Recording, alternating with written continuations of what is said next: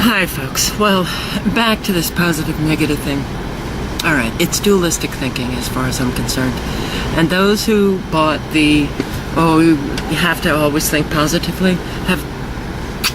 sorry, as far as I'm concerned, you drank the Kool-Aid. Now, the positive movement was started by corporate America. Do the research. Corporate America. Let's get all of our employees to do these seminars with these people who are so dynamic speakers, and they're going to be talking about being positive, staying positive, thinking positively. If you think positively, you're going to be a success. If you think positively, you're going to get promoted. If you think positively, you're not going to lose a job. If you think positively, you're part of the team. And then they come back to work. And the first person who speaks negatively, whatever that is defined as, gets squashed. It is part of the whole agenda to never hold anybody accountable except yourself. It's part of the new age. Manifest your own reality. You too can become Oprah as long as you think positively. You bought into what is very dangerous. It is part of the red-blue, Republican, Democrat, positive, negative. What does it mean to be positive? What does it mean to be negative? I'm speaking for all of us who find it exceptionally difficult today to ever communicate our experience, how we feel, for fear of judgment. I'm tired of positive people, because that's a dualistic thinking that is so dangerous and, yes, very negative. Very negative, because the results of that thinking annihilate people. What's wrong with just being real?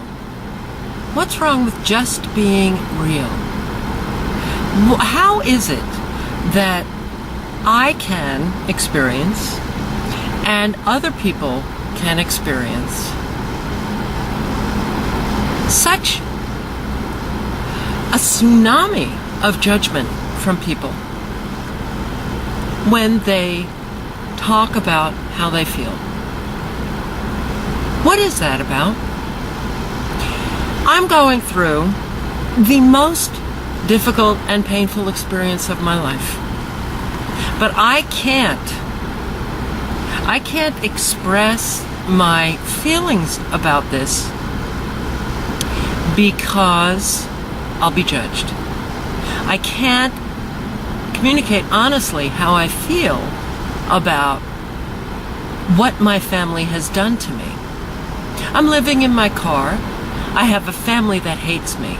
I have a family that actually worked to get me to be right here, homeless, because I have a mother that has actually made me out to be violently mentally ill, a woman who has not even seen me in 15 years, and a woman who has not even engaged in a conversation, a rational, healthy, adult conversation with her adult daughter for 12 years. A woman who has a daughter who was an attorney who had a stroke and cannot even ask her daughter a question about her health. A woman who does not call her daughter, but a woman who goes to NAMI because she's created a story about her daughter being mentally ill, so she gets support at my expense, but does not call me. And when I've called her, she has vitriolic rage, tells me I should just make my friends my family, tells me she has no interest in my life, and never calls. A woman who has wanted me right here. Now, if I was lucky enough to have people in my life that could hear and be with me in my experience, I might have healed from this. I didn't heal because everybody has drank the Kool-Aid. Very few people know how to be with people who have different kinds of experiences and who have the kind of experiences that the consequence are feelings that are difficult for most people to handle. Feelings that, a lot of anger, a lot of hurt, a lot of betrayal, a lot of brokenness. Most people can't be there for people like that. For people like me. Don't know what to do with it. I accept that. But what you all have done to me, you have basically told me that I should be looking at my experience as this wonderful new opening, a new life. But if you lived my life, if you were experiencing what I was experiencing, you'd have a very different outlook.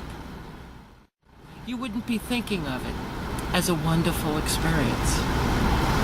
You wouldn't be thinking that it was the glass half full. You would be probably feeling exactly what I'm feeling, which is terrified, which is overwhelmed, which is bouncing from such anger that you don't even know what to do with it, to tremendous despair, despondency.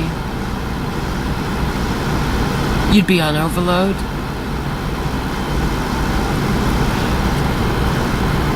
What is wrong with simply allowing people to just be who they are, let them express what they feel?